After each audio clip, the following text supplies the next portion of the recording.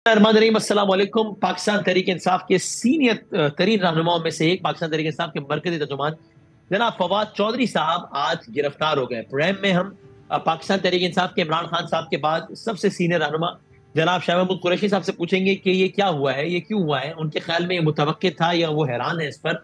उनके ख्याल में आगे गिरफ्तारियों का सिलसिला जाएगा, अगर जाएगा तो क्या इमरान खान साहब तक जाएगा, और उनके ख्याल में फवाद चौधरी साहब की गिरफ्तारी के बाद तहरीक इंसाफ के लिए मुश्किलात क्या बढ़ गई हैं।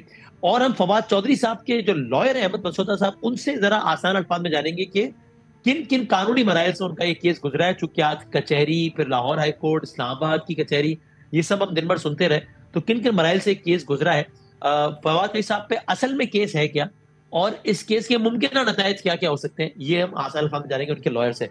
लेकिन सबसे पहले आज फवाद चौधरी साहब अलसुबह गिरफ्तार हुए और उनकी गिरफ्तारी के कुछ इस तरह के मनाजिर सबको देखने में आए। फवाद चौधरी साहब की गिरफ्तारी की वजह इस्लामाबाद में दर्ज उनके खिलाफ वो FIR बनी जो कि सेक्रेटरी इलेक्शन कमीशन ने दर्ज कराई है। फवाद साहब बहुत, इमरान खान साहब भी खुद इलेक्शन कमीशन के और पाकिस्तान के चीफ को सख्त तरीन अल्फाज में तनकीद का निशाना बार बार बनाते रहे। फवाद चौधरी साहब भी इलेक्शन कमीशन के हवाले से सख्त राय रखते रहे। लेकिन आज जो उन पर FIR की वजह बनी वो उनका कमोबेश ये बयान था। आज लाहौर ने मुस्तरद कर दिया है नए केयर टेकर चीफ मिनिस्टर को। बेचारे जो हैं वो सिर्फ एक चेहरा ही है, असल जो चेहरे हैं वो तो इसके पीछे छुपे हुए हैं। इलेक्शन कमीशन की हैसियत सिर्फ एक मुंशी की हो गई है इस हुकूमत में। इलेक्शन कमीशन ऑफ पाकिस्तान को फोन किया जाता है, वो क्लर्क की तरह बैठ के उसी वक्त साइन करके भेज देता है। इलेक्शन कमिश्नर को हुक्म दिया जाता है कि मोहसिन नकवी चीफ मिनिस्टर होगा, वो मोहसिन नकवी का साइन करके दे देता है। ये जो लोग केयर टेकर गवर्नमेंट में लग रहे हैं, चाहे वो चीफ मिनिस्टर हो, चाहे वो इलेक्शन कमिश्नर हो या बाकी लोग हो, आप यहाँ पे 3 महीने के लिए, 4 महीने के लिए, 5 महीने के लिए, साल के लिए, आप लोगों का पीछा उस वक्त तक करेंगे जब तक हम आपको करार वाकई सजा ना दे लें। तो हम इलेक्शन कमीशन और उनके मेंबरान को, उनके खानदानों को, ये जो लोग हैं इनको वार्न करते हैं कि अगर हमारे साथ ज्यादतियों का सिलसिला हुआ आपको वापस पे करना पड़ेगा। और इस बयान का भी वो हिस्सा कि जिसमें वो उनके खानदान वालों से भी मुखातिब हो रहे हैं कि उन खानदान वालों को भी पे करना पड़ेगा। ये ज्यादा जेरे गर्दिश रहा, वो एक मुंशी वाला स्टेटमेंट भी, लेकिन ये कि खुद खानदान वालों की जो बात है उसको फवाद चौधरी साहब के सियासी मुखालफिन ने धमकी से ताबीर किया। फवाद चौधरी साहब ने अपनी गिरफ्तारी के बाद ये बयान दिया। जो मुकदमा बनाया गया है वो ये है कि आपने इलेक्शन कमीशन की तौहीन की, जो बगावत है। इलेक्शन कमीशन के रवैये हैं और कहते हैं कि हमें आप तनकीद भी ना करें। आज इमरान खान तहरीक इंसाफ आपके हकूक के लिए खड़ी है, हम लोग जेलों में जा रहे हैं, ये खटखड़ियां हमारा जेवर है, कोई मसला नहीं है।